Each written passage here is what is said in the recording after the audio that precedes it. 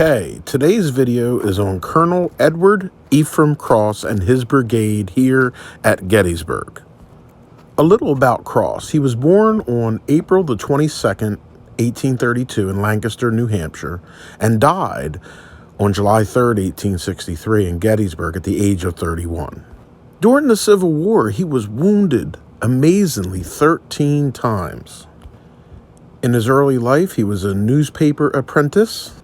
He moved to Canada with his father to build steamboats. He was also a newspaper reporter in Cincinnati, Ohio. That eventually led him to Washington, D.C., where he covered 2 sessions of Congress for a newspaper.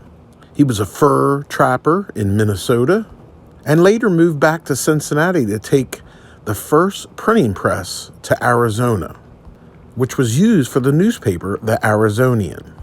He was a garrison commander in New Mexico and led an attack against the Apache Indians. And then he returned to New Hampshire at the outbreak of the American Civil War, met with Governor Barry, and was appointed the head of the 5th New Hampshire Volunteers. At the Battle of Fair Oaks, he was shot in the left thigh, as well as taking buckshot in the left temple. He returned to New Hampshire to recover from his wounds. At Antietam, he was struck by shell fragments in the left cheek, the right eye, and the right arm. And then 6 times at the Battle of Fredericksburg, with a shell fragment in the chest, a shell fragment knocking out 2 teeth, a shell fragment in the forehead, 1 in the right eye, 1 in the back of the head, and his 11th wound in the left leg by a shell fragment. These wounds would keep him out until March of 1863. He was not wounded at the Battle of Chancellorsville, and here at Gettysburg, he would receive 2 more wounds, which we'll talk about. Coming from Uniontown and Taneytown, Maryland with the 2nd Corps, he arrived here at Gettysburg on July 1st, 1863, and stopped east of the Round Tops along the Taneytown Road. His brigade would form up in this very field that we're looking at now, which consisted of the 61st New York, the 148th Pennsylvania, the 5th New Hampshire, his original colonelship, and the 81st Pennsylvania. Now, of course, on July 2nd, 1863, a lot of Sickles' brigade was in this position and then moved forward toward the Peach Orchard. But it was in this very area, near this New York monument, in the field, that the brigade formed in the field. The 148th Pennsylvania consisted of about 40% of the men of the brigade, and the rest of the regiments made up the other 60%. Because of this, Cross asked the commander of the 81st Pennsylvania, Colonel McKean, to take charge of the brigade. Now, Cross's brigade was in Caldwell's division.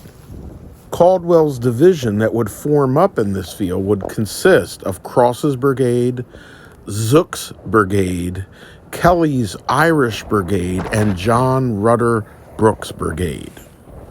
Cross's original regiment, the 5th New Hampshire, had been positioned along the Taneytown Road as a skirmish line. This was one of 2 roads that was still under Union control. Oddly enough, the 148th Pennsylvania, which monument we see here, who was a part of Cross's brigade, would return to this very site where their monument is today and fight on July 3rd of 1863. When Sickles pulled out, Caldwell's division would move into this line. Moments later, General Hancock would ride up on a horse. He would see Cross, and he would say to him, "There's a star in this battle for you today." Now, Cross had previously served under 12 different generals who all put in promotions for him, and it never happened. Colonel Cross, having a premonition of his own death, would say back to the general, "No, General, this will be my final battle." Now we are here on Munshower Hill, looking toward the Weichert Farm Lane and Weichert Farms. This is the area that the brigade would cross through to get to their final destination of the Wheatfield on July 2nd, 1863. Now, Captain Thomas L. Livermore, who was an ambulance hospital wagon who served under Cross, would come by, and Cross would yell at him, "We don't need any of your dead carts here today." Cross's brigade, ironically, would make their way along the Weikert farm lane and enter the Wheatfield. At the same time, the 5th New Hampshire would form up on the Wheatfield Road, where they would meet Cross with the brigade, and then they would go to the far left of the brigade into Rose's Woods.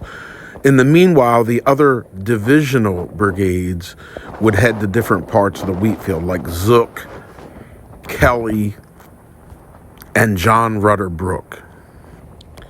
Now, Colonel Edward Cross would tell Charles Austin Hale on June the 26th about this premonition of death that he had. And he would order him what to do with his belongings once he was killed. Cross would also tell his assistant surgeon, William Childs, "I told Hale what I want done with my belongings." In this premonition, Cross usually wore into battle a red bandana around his head. But on July 2nd, 1863, as he entered the Wheatfield, he ordered Charles Austin Hale to tie a black bandana around his head. The red bandana would stay in his pocket. Now this premonition of death was mentioned. It was mentioned to General Hancock when he met him along the forming line. It was mentioned to Hale. It was mentioned to Childs. It was mentioned to Livermore. We are here in the Wheatfield now at the brigade marker for Edward Cross, and it mentions everything that they did July 1st, 2nd, and 3rd of 1863. Just behind this marker in the distance in the Wheatfield, which we will take a look at in a moment, will be the brigade line of Colonel Edward Cross's brigade in their fight July 2nd, 1863 in the bloody Wheatfield. I also want to mention I've done several videos in the Wheatfield. The Wheatfield is a fascinating place, and I invite you to go back and watch those videos so you get a more complete picture of what happened in the bloody Wheatfield. It is still the only Wheatfield today that is spelled with a capital W and usually comes with the term bloody. Because on July 2nd of 1863, this field was waist high with beautiful golden wheat. And by the end of that afternoon, it was trampled down. There were pools of blood on this wheat field. The battle had changed hands 6 times. The fences had been torn down surrounding this field by both armies. And by the evening, the cries of the dying and wounded in this field, along with those who had perished, were being fed upon by wild hogs. A horrible sight in any battlefield. As we pan left to right and then right to left, this is the brigade line of Cross's brigade. We're going to start here with the 61st New York Monument, and we're going to walk along the brigade line. We'll pan across the field a few times, and you'll see in the distance there the Stony Hill and the New York Light Artillery, which was a part of other actions that happened here in the Wheatfield on July. We'll pan further to the right, and you'll see the area where Zook's brigade was. And then back to the left again to see the area that both Kelly's brigade, also known as the Irish Brigade, as well as John Rutter Brooke's brigade, went through also, as these brigades went through in waves. But today we're going to focus on Cross's brigade and walk the brigade line, starting here at the 61st New York Monument. So let's walk this beautiful and tragic field together and begin here. This is the 61st New York's monument here in the Wheatfield. And as we move southbound, I'll also again pan across the Wheatfield so you can get a view as we walk south. Now, when we walk back south, the next monument of the Brigade line will be the 81st Pennsylvania. The 81st Pennsylvania is the next marker that we're coming to. Okay, and there is the 81st Pennsylvania monument. And in the distance beyond the next monument is a portion of Rose Woods. Now, Rose Woods plays a very important factor in this fight here on the Wheatfield. You know, earlier we did a video with John Rutter Brooks' brigade, which charged a little further to the right into Rose Woods. Now, on the brigade line, the next monument that we will come to will be the 148th Pennsylvania Volunteers. And again, the 148th Pennsylvania Volunteers made up about 40% of the brigade, just in that one regiment. And in the distance, the objection point for all the actions here at the Bloody Wheatfield, which was the Stony Hill. So up ahead is the 148th Pennsylvania Monument, and then you can see Rose Woods behind it. And in the woods was the 4th and final regiment of the brigade and Colonel Cross's old outfit, the 5th New Hampshire Volunteers, which we will also walk to after passing by the 148th Pennsylvania Monument. Now, this is a very important spot in knowing the action of Cross's brigade here at Gettysburg, because it was in this area, somewhere between the last monument and this monument, that Cross received his 12th wound of the American Civil War. And then in this area, he dismounted off of his horse to go and find and seek out the 5th New Hampshire. And he went this way that we're walking now, near this boulder, dismounted through a portion of Rose Woods. Now, this is an area, again, looking back, northbound to see the brigade line. This is an area that not many people know about or interpret the battle properly from the perspective. They don't see all 4 regiments in the Wheatfield because one of the regiments is in the Rose Woods and the 148th is on the edge of the woods.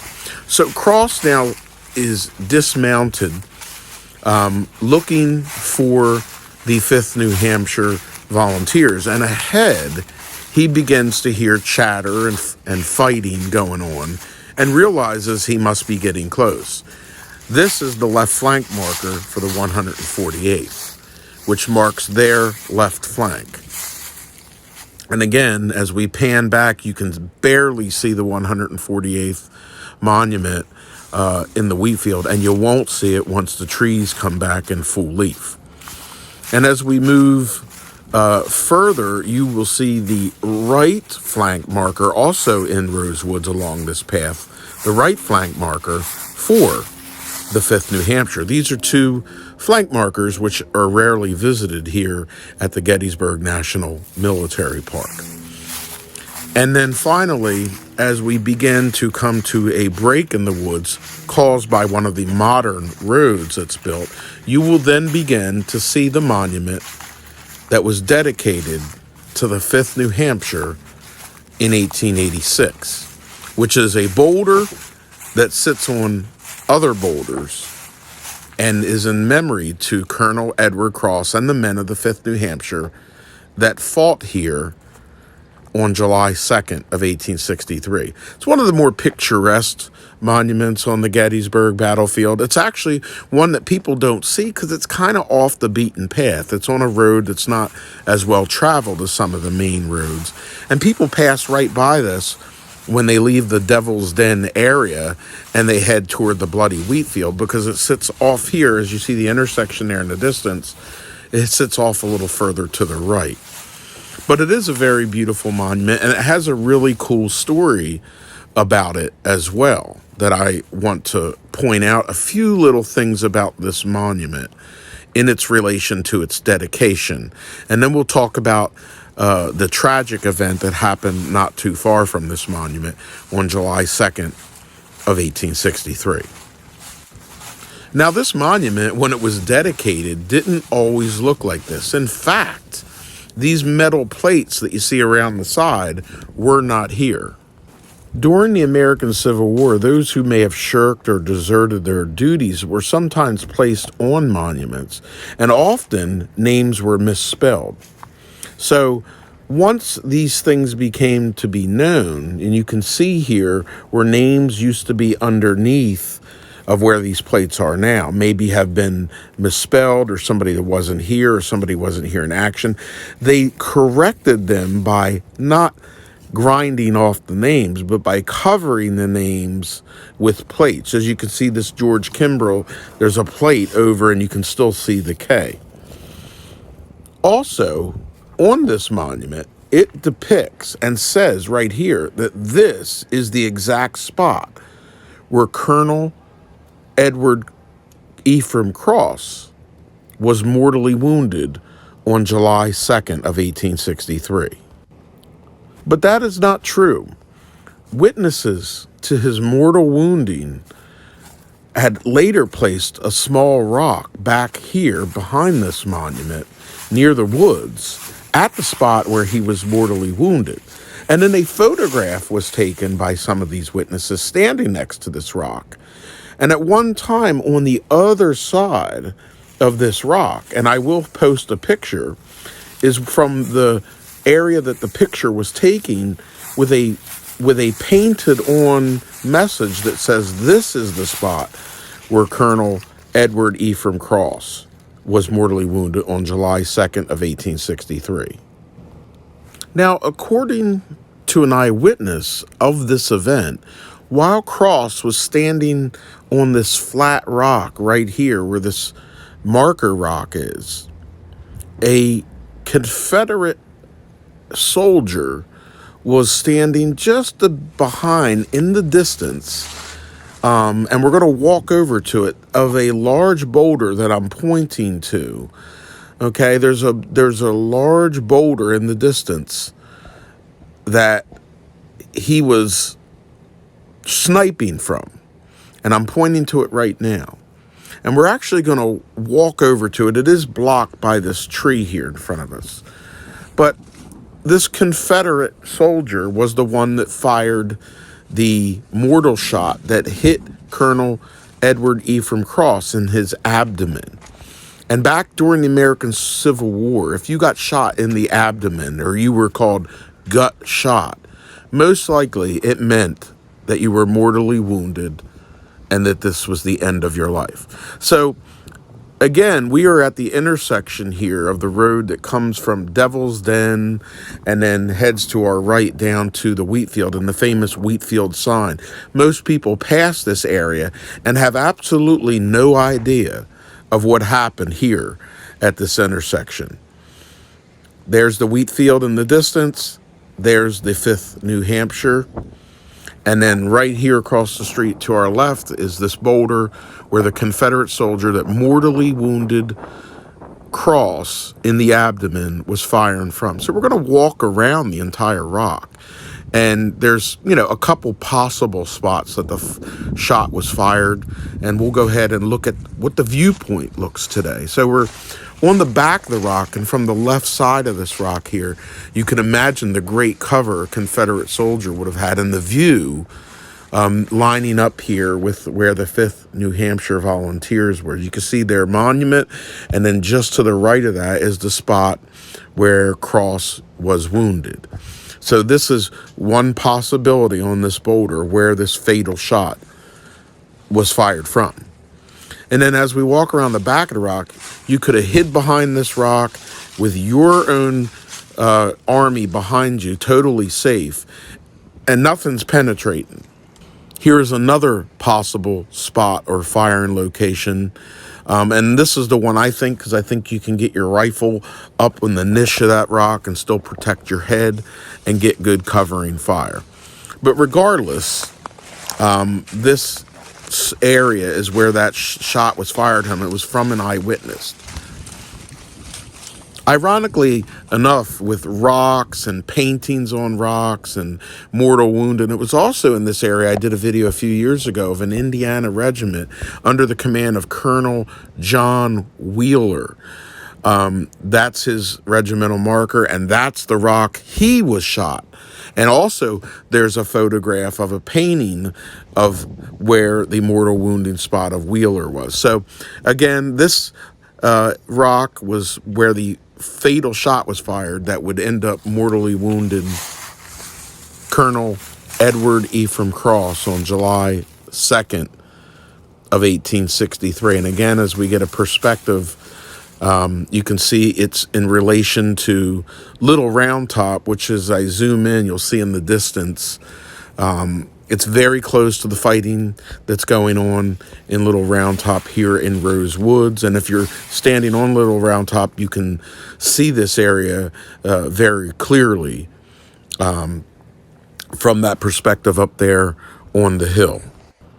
Also, on the vintage photograph of Cross's mortal wounding spot, the rock that had the letters painted on it stating that that was where the rock was, you will see the drill marks from the quarrying of that rock. And today, if you come here and look at this rock, you can see that only one side of it has these drill quarry marks.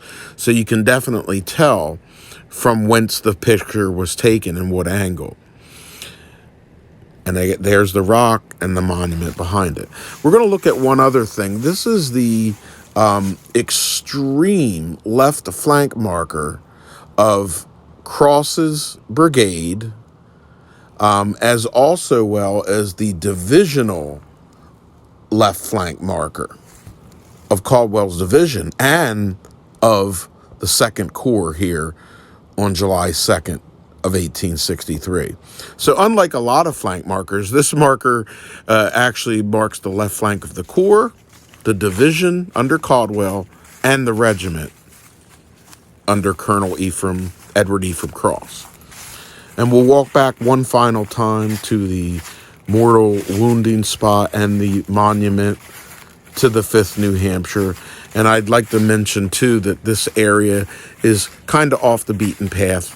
Some people may have not seen these flank markers here in the woods. So this is really exciting to be able to bring this to you on video today. As you watch videos that are on the internet, this portion of the battle isn't always explained in detail.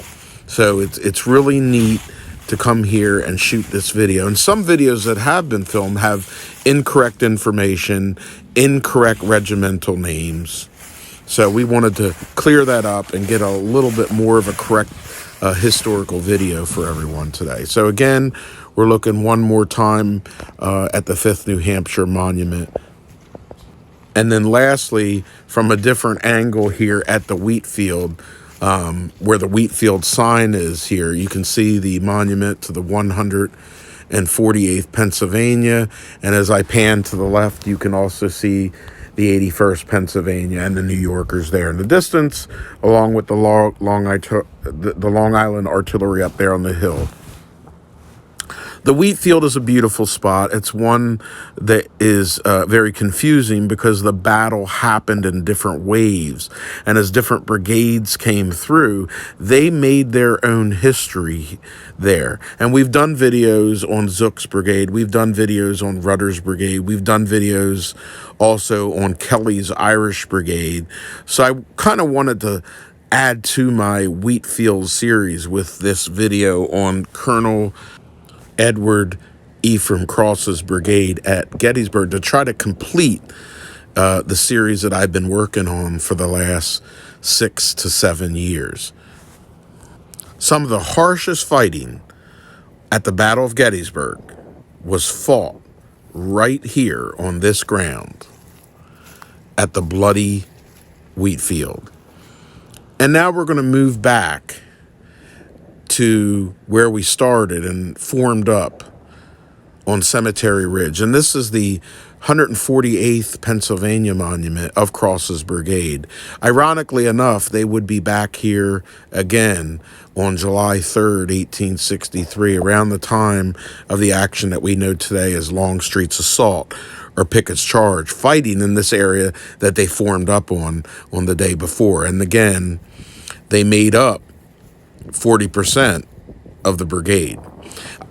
I had also done a video on a soldier that was wounded in this area and crawled across the field in this direction that we're aiming at now and actually hid behind a boulder. And I'll try to repost that video or maybe even add it into this video at a later date. So it's just another amazing story.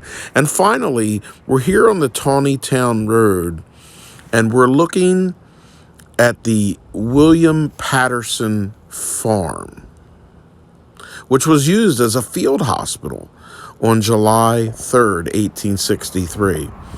And this farm is where Colonel Edward Ephraim Cross would be carried to. Now, of course, the farmhouse, which was a log house with wood clapboard on the side, was most likely full. You know, by July 2nd, almost every farmhouse and barn were full. There were regimental surgeons and assistant surgeons and medics working throughout the day and the night, amputating limbs. Now, Thomas L. Livermore, who had his wagon at the Michael Fry Farm, which is just about a half a mile or less to the south of us along the Taneytown Road. Once he heard his friend Cross was mortally wounded, he made his way down here to be with him.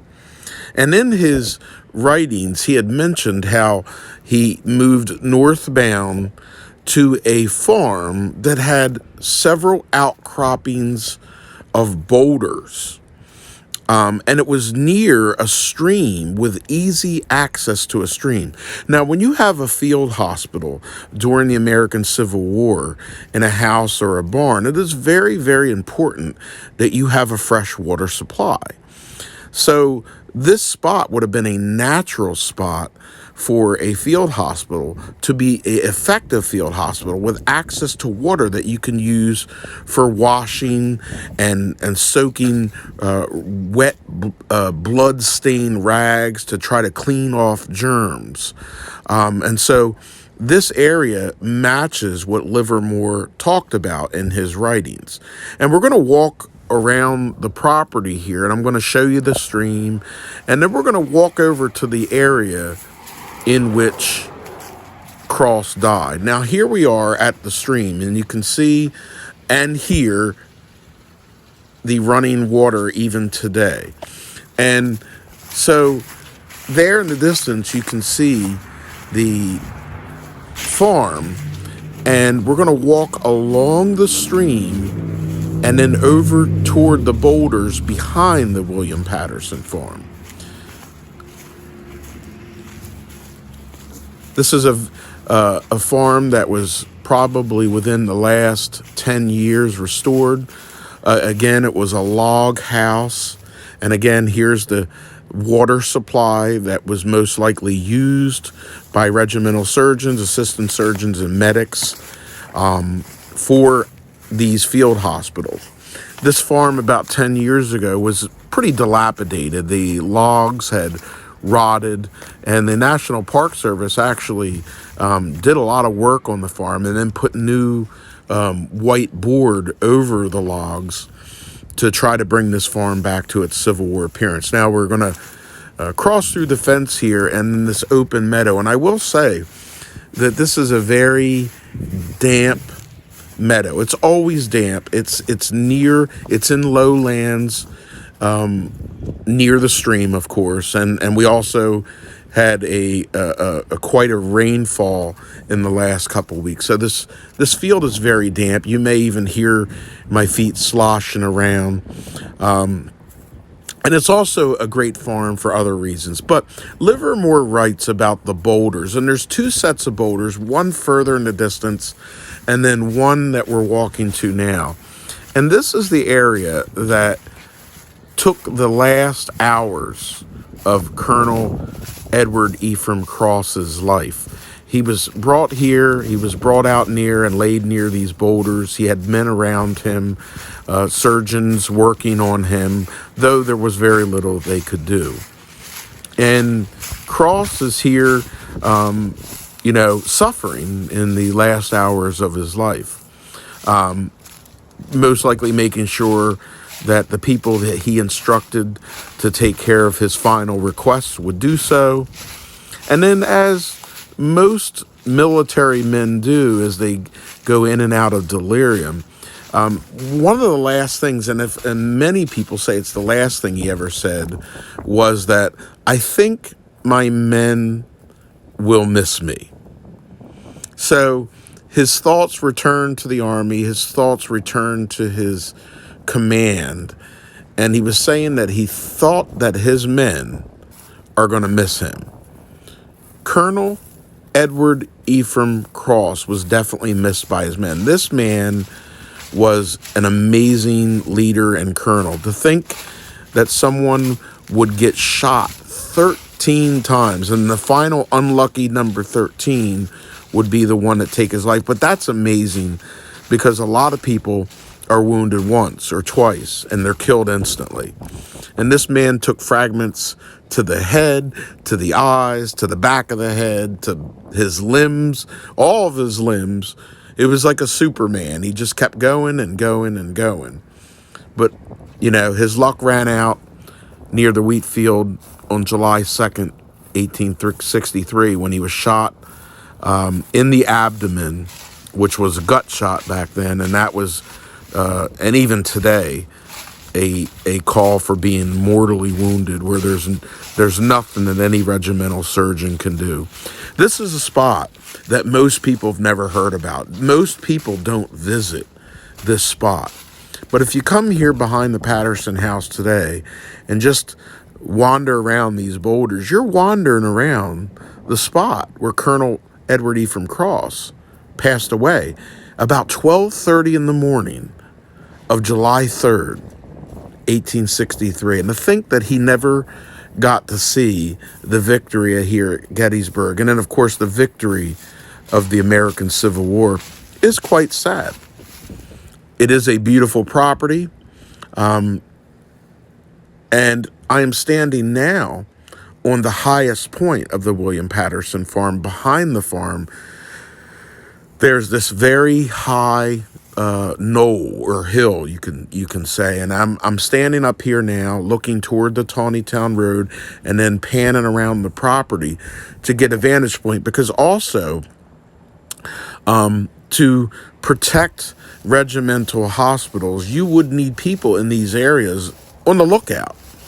The Taneytown Road, along with the Baltimore Pike, and the Baltimore Pike is right there in the distance. The Taneytown Road is behind us, and as we pan further to the left, you're going to see the Taneytown Road where the sun is shining. These were the only two roads. I hope you've enjoyed this video of Cross's Brigade at Gettysburg. This has been historian Frank Patrick Marone Jr. of Gettysburg Historic Walking Tours on Cross's Brigade at Gettysburg.